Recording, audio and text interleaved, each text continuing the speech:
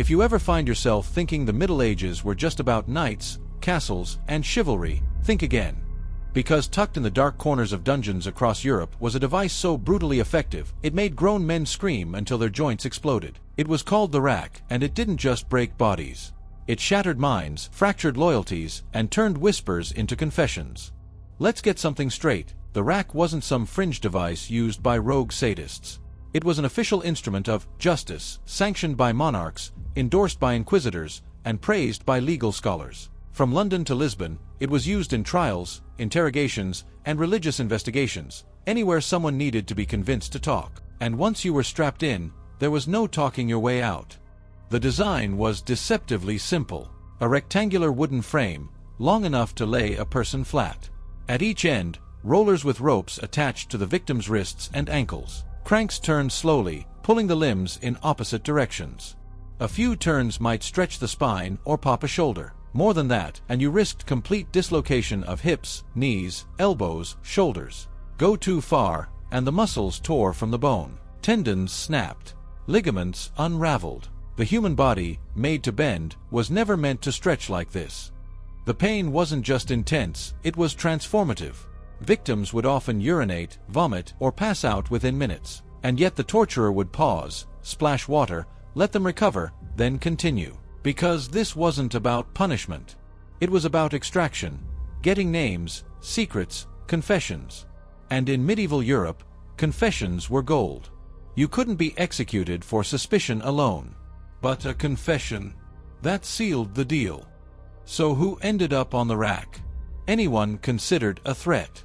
Heretics, spies, political prisoners, alleged witches, even nobles if they fell out of favor. In England, during the reign of Elizabeth I, the rack was kept in the Tower of London and used with royal permission. One of its most famous victims was Guy Fawkes, the man behind the gunpowder plot. After his capture, he refused to name accomplices. Then came the rack. What he signed afterward was barely legible, his signature a shaky scrawl from hands no longer able to grip. But here's the twist, the rack wasn't medieval in origin. Versions of it go back to ancient Greece and Rome. What changed in the Middle Ages was its widespread use under the guise of law and religion. The Church, which technically forbade shedding blood during torture, found the rack appealing. It stretched and ripped, but rarely cut. The perfect loophole. By the 13th century, inquisitions across Europe had normalized its use. In France, inquisitors used the rack to force Cathars to name fellow believers. In Italy, it was used against suspected Jews and Muslims who had faked conversions. In Spain, before the infamous Spanish Inquisition reached its height, local tribunals were already experimenting with rack-like devices. They called it the question, as in, he was put to the question. That meant stretched until he gave the answer the Church wanted. And let's be clear, this wasn't an underground practice. Racks were kept in official buildings, operated by trained torturers, sometimes in the presence of scribes and judges. There were protocols. Legal scholars like Jean Bodin and even some canon lawyers justified its use. It was seen as necessary to protect the soul of the accused by extracting their guilt before it was too late. Modern comparison. Imagine a government officially deploying electric shock as a legal interrogation method, with paperwork and signatures. That was the rack, state-sponsored agony, meticulously documented. And yet, there were people who resisted even on the rack. One of the most famous was Anne Askew, a Protestant reformer tortured in the Tower of London in 1546. She was stretched until her bones dislocated, but refused to name fellow reformers. Carried into her execution in a chair, too broken to stand, she still maintained her beliefs. Her resilience was so legendary that it circulated in underground Protestant texts for years, inspiring others to resist. The rack didn't just cause immediate damage. Survivors were often crippled for life. Dislocated joints didn't reset properly. Muscles lost function. Some victims lost use of limbs entirely. Others developed infections in torn tissue. And even if they lived, they were marked, visibly broken reminders of state power. But even as the device did its damage, whispers of resistance spread. Some prison guards would sabotage the rack, loosening the gears or warning prisoners. Certain physicians tried to develop treatments for stretched joints, creating early splints and braces. And over time, some regions began to question whether a confession under torture truly counted as truth. That doubt was the crack in the armor. Because if the rack produced false confessions, as many claimed, it wasn't justice. It was theater. A brutal ritual to make the public feel something was being done.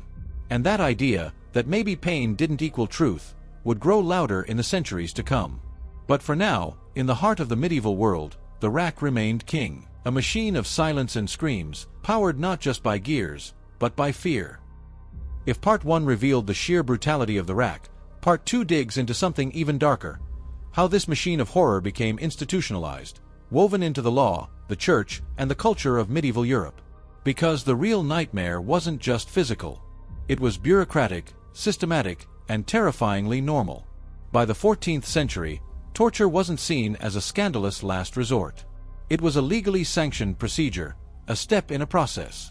City-states and kingdoms across Europe had codified its use.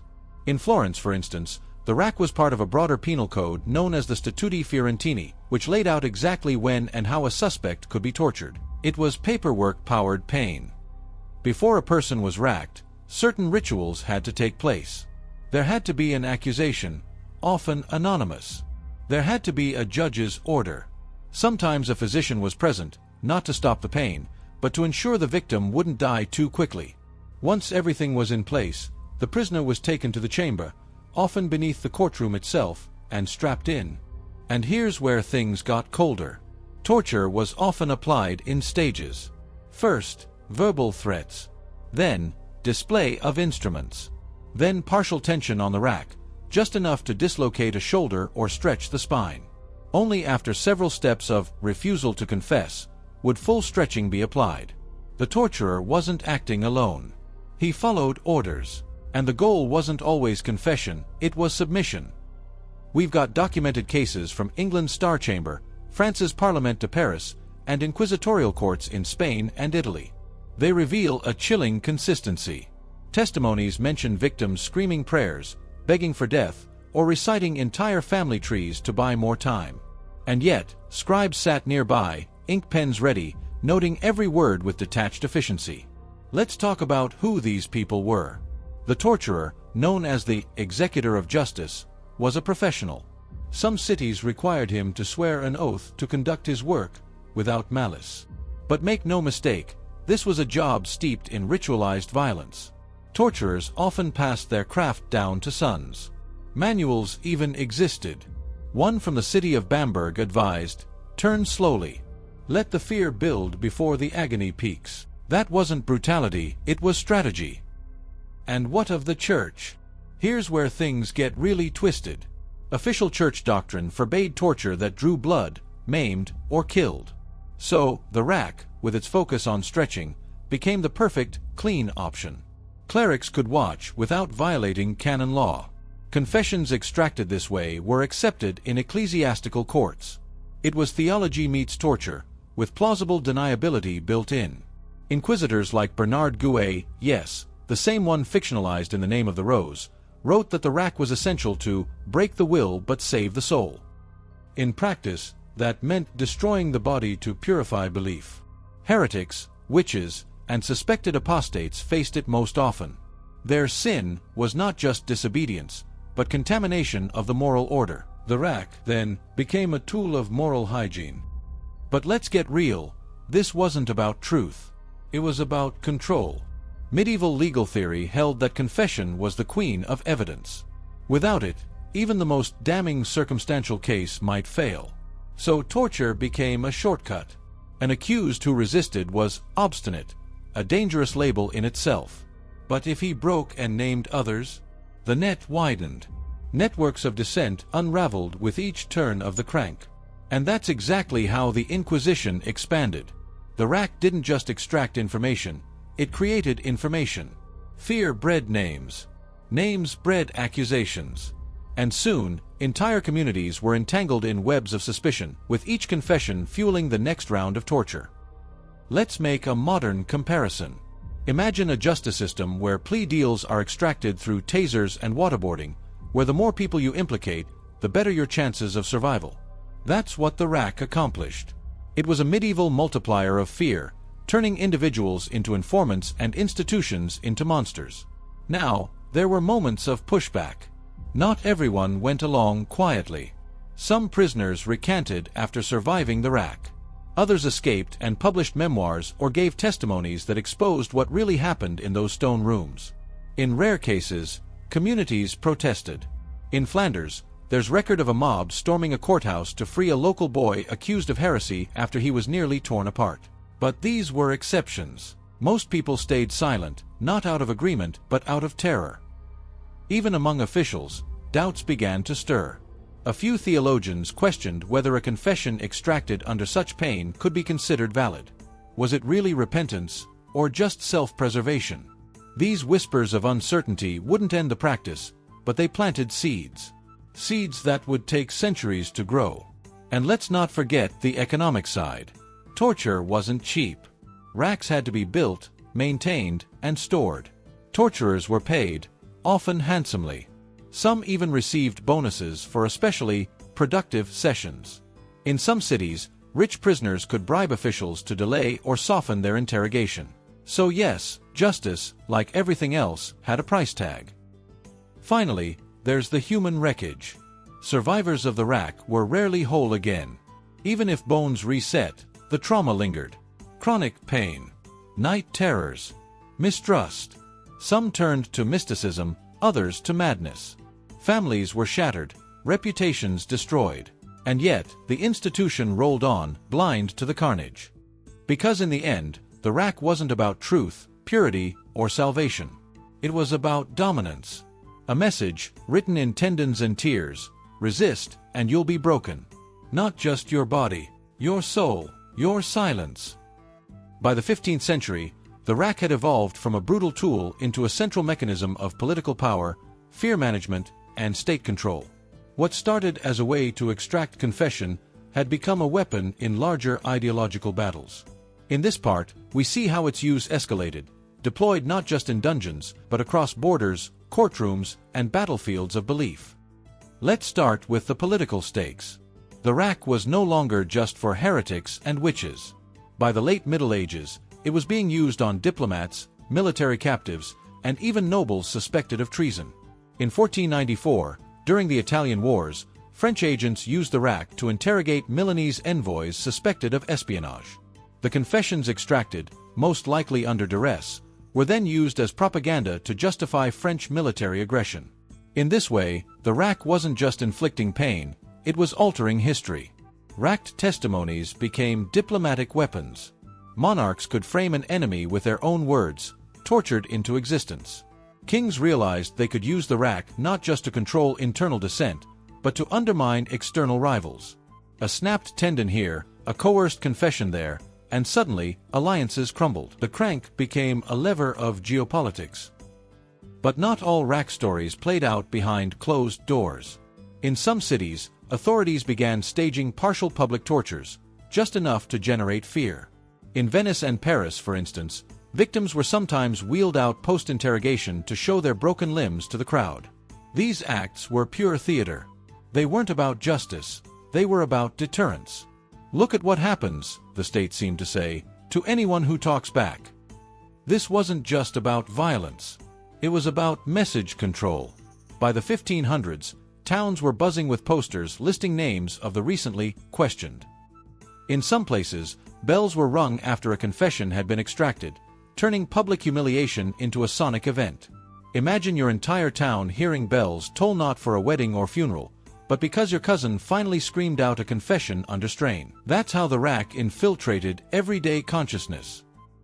Meanwhile, the techniques kept evolving. Torture wasn't static. After being stretched, prisoners were sometimes subjected to secondary torments: branding, water dunking, or confinement in iron cages. The goal wasn't just confession. It was total psychological submission. Officials wanted to break the person entirely: body, mind, and spirit. And here's where things take an unexpected turn. Not all torturers were mindless machines. Some actively sabotaged their own devices. In 16th century Bavaria, records show torturers who deliberately slowed rack operations or misaligned gears to reduce damage. Why? Maybe they had a conscience. Or maybe they realized that overuse of the rack risked public backlash. Others passed information to prisoners, giving them hints on how to resist, what not to say, or how to fake pain to cut sessions short. These small acts of defiance chipped away at the system from within. Torture, for all its authority, was not infallible. Even within its inner circle, cracks were forming. Medicine, too, began turning against it. As Renaissance science advanced, physicians were increasingly called to observe torture sessions. Ostensibly, their job was to ensure the victim didn't die. But many started documenting what they saw: torn ligaments, internal hemorrhaging, permanent spinal damage. Casebooks from Padua and Bologna began referring to post-torture injuries as a distinct medical category. Tortura wasn't just a legal term, it became a diagnosis. And with diagnosis came doubt. If the damage was so severe that it permanently impaired the body, could anything the victim said be trusted? This medical skepticism would later feed into legal and philosophical reforms, but here in the late Middle Ages, it remained a quiet undercurrent. Torturers themselves began forming quasi-professional guilds. Some cities had preferred specialists, rack men, who knew exactly how far to stretch without killing. They trained apprentices, wrote manuals, and even negotiated wages. In places like Augsburg, these specialists kept detailed logs of their success rates: how often a subject confessed, how long it took, what technique worked best. Torture was becoming a science of suffering. Yet this very precision revealed the system's weakness. If results varied so wildly, if one torturer could extract a confession in 10 minutes and another in 2 hours, how reliable were any of them? This inconsistency sowed the first seeds of serious judicial doubt. Meanwhile, the public wasn't blind. Underground pamphlets and protest songs began circulating. Some accused the elite of using the rack to silence political enemies or manipulate wills. One such case in Venice saw a merchant tortured into signing over his estate. His family later claimed fraud, triggering riots in the streets and a rare public inquest. The court denied wrongdoing, but the damage to public trust was done. Reformers began speaking up. Martin Luther, writing in the early 1500s, condemned state torture as a corruption of both justice and the soul. Erasmus, the humanist scholar, described it as a theater of cruelty more damaging than the crimes it claims to uncover. Their voices echoed through academic circles, slowly shifting intellectual opinion. Still, in rural regions and conservative strongholds, the rack continued to operate. It remained especially popular in heresy trials and witch hunts. Here, its appeal was almost metaphysical: the idea that physical torment could reveal spiritual truth. If a woman screamed under pressure, she was said to be a witch. If she didn't, she must be possessed. Either way, the rack confirmed suspicion. Yet even here, something had changed. Victims began leaving messages. One merchant carved "God alone judges" into the wooden frame of the rack overnight. Another prisoner reportedly whispered coded warnings to fellow inmates as he was dragged from the cell. These were small, defiant acts, but they showed the system wasn't absolute. Pain couldn't kill the human urge to resist. In the end, the rack's power didn't rest solely in its wood and rope. It came from what it symbolized: control, fear, obedience. But as more people began to see the cracks, medical, moral, procedural, that symbol began to falter. The crank still turned. The limbs still stretched. But something else was moving, too. A whisper. A protest. A shift. And soon, the machine that ruled with silence would face the noise of dissent.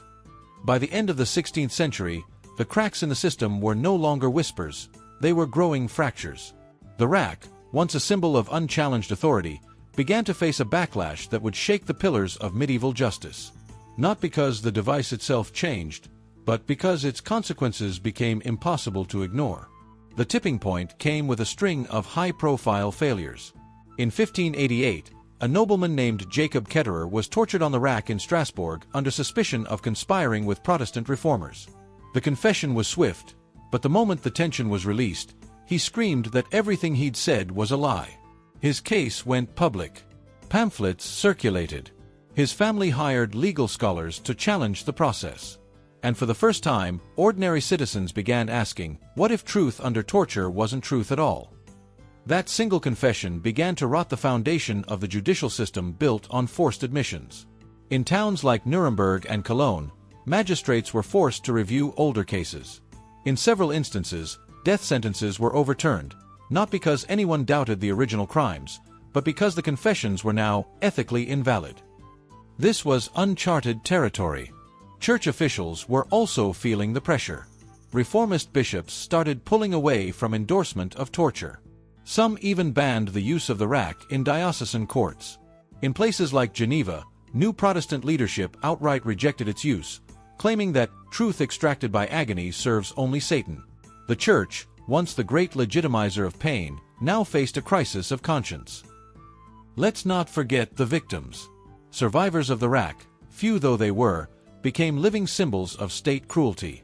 Their twisted limbs and limps were public reminders of what justice looked like in its darkest form. Some were paraded through town squares, not as criminals, but as cautionary figures.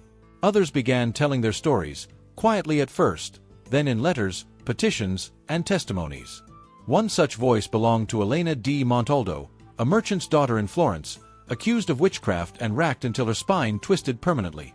After her release, she wrote letters to regional officials, describing the psychological terror of hearing bones snap, the way the priest refused to meet her eyes, and how the confession felt like dying twice. Her words circulated among noblewomen, some of whom began funding efforts to limit torture in court proceedings. These weren't just emotional outcries, they were the start of real political lobbying. In 1592, a group of Milanese lawyers issued a manifesto stating that the rack violated both natural law and divine intent. Their argument wasn't that the accused were innocent, it was that truth obtained under extreme duress lacked moral authority. It was, in their words, a false echo of justice. And slowly, that logic gained traction. Legal scholars began proposing reforms. One suggestion was the double verification rule. No confession could be valid unless the accused repeated it in court without torture. Others called for the use of physical evidence instead of testimonial confession. For the first time in centuries, the crank of the rack was no longer the loudest voice in the courtroom. Meanwhile, rulers began noticing the unintended consequences. The rack was supposed to solidify state control. But in reality, it often generated sympathy for the accused, especially when their injuries were visible. Peasant revolts in southern France cited the torture of local leaders as justification for uprisings. In England, Puritan factions used rack cases to condemn royal overreach. What was meant to terrify had begun to unify opposition. This shift didn't come overnight. The rack still had defenders, especially in Spain and parts of the Holy Roman Empire. But even there, its use was becoming more discreet, hidden behind closed doors, stripped of its public drama. Inquisition records from Toledo show a sharp decline in rack interrogations by 1605, replaced instead by prolonged isolation and psychological tactics.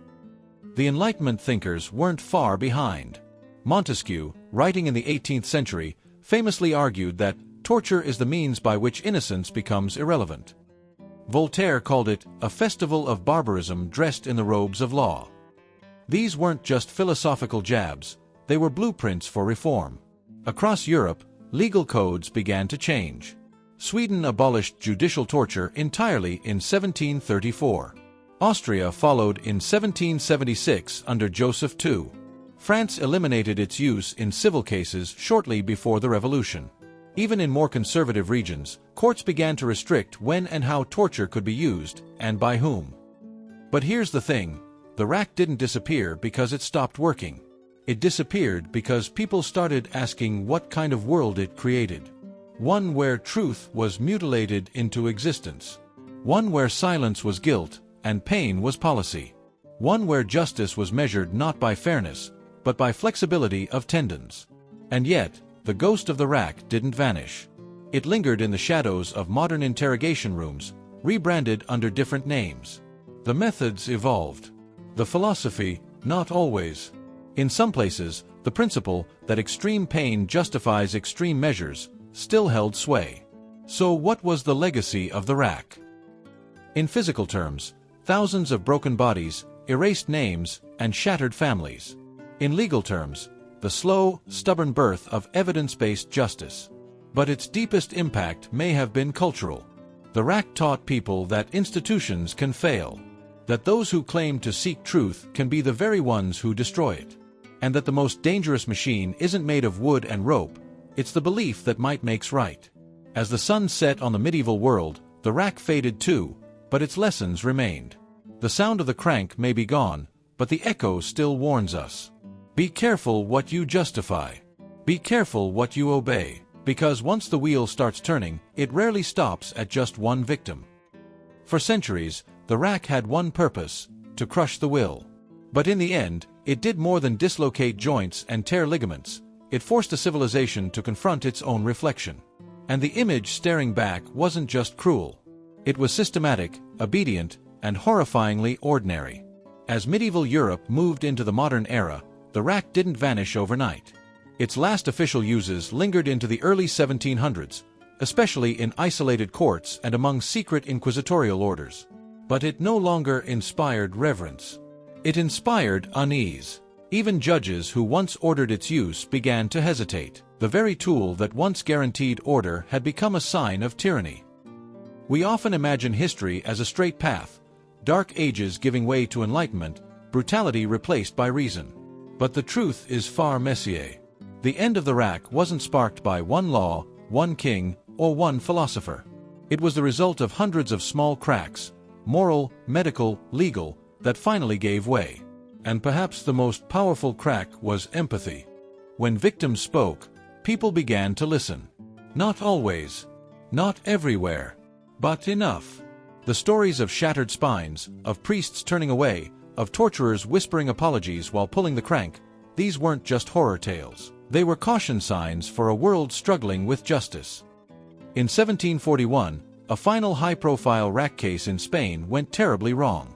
A man accused of sorcery died during the stretching, mid-confession. A leak from inside the court revealed that the confession was intended to frame a local bishop's rival. The fallout was explosive. Citizens rioted. Officials resigned. And the king issued a moratorium on all forms of torture, pending reform. This wasn't just a bureaucratic maneuver. It was a cultural reckoning. Plays and poems were written in protest. A particularly famous tragedy, The Bones of the Just, portrayed a tortured innocent whose ghost haunts his judges. It played to sold-out crowds in Barcelona and Paris. People weren't just rejecting the rack, they were mourning its victims. The impact reached deeper than laws or entertainment. Medical schools began teaching about trauma, not just physical, but psychological. Philosophers like Cesare Beccaria called for a justice system based on dignity and rational evidence, not agony and assumption. In many ways, the rack helped launch modern human rights by showing what happens when power goes unchecked. Still, its legacy was, and remains, complex. Because while the rack was banned, its logic never fully disappeared. Even today, echoes remain. In prisons where enhanced interrogation takes place. In police reports where suspects are coerced into confessions. In laws that justify brutality for the sake of order. The rack taught us that truth under pressure is unreliable. That fear corrupts justice. And that cruelty, once institutionalized, becomes a habit that's hard to break. But it also taught us that institutions can be challenged. That silence isn't always consent. That even the most entrenched systems can be undone, not by revolutions alone, but by persistence. By people who ask again and again, what kind of world are we building? And who gets crushed beneath it? So why does this matter now? Because history doesn't end. It echoes. The rack may be gone, but its shape lingers, in every institution where obedience is prized over integrity. In every court that values order more than fairness. In every moment where fear is weaponized to manufacture truth. And remembering that is the first step to breaking the cycle. The medieval world used the rack to pull people apart. But in telling these stories, we put pieces back together. We remember the names. We honor the resistance. We refuse to let the silence of broken bones be the final word. Because if we forget, we're not just at risk of repeating history, we're already turning the crank. Think medieval torture was just dark fantasy? Think again. The rack was real, and it didn't just hurt, it dismantled. Tendon by tendon, truth by force, it tore people apart while the law watched. But this wasn't about monsters in dungeons. It was about justice systems, priests, kings, using wood and rope to control truth. From courtroom to church, this wasn't punishment. It was power, cranked into flesh. And it happened more often than you think. So how did it become normal, and what finally made it stop? So, what do you think? Was the rack just a symbol of medieval brutality, or something deeper? A warning of what happens when fear runs the courts and pain replaces proof. If this story gave you chills, let's talk about it. Drop a comment. Do you think confessions under torture should have ever counted? What modern systems still echo this logic today? And if you want more raw, unfiltered truths about real medieval life, no fantasy, no sugarcoating, hit that subscribe button. We dive into the darkest corners of history, and trust us, it only gets wilder from here. Thanks for watching Medieval Daily. We'll see you in the next one.